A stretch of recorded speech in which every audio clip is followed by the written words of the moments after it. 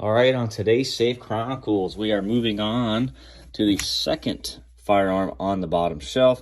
This is a Walther Arms PPQ trainer. This is 22 with a silencer co Sparrow that was converted to the stainless steel variant. It was actually cut down by them and converted years ago. So this is an OG.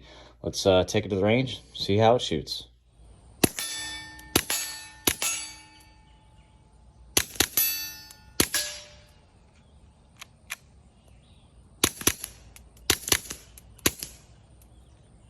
Damn, that's really quiet.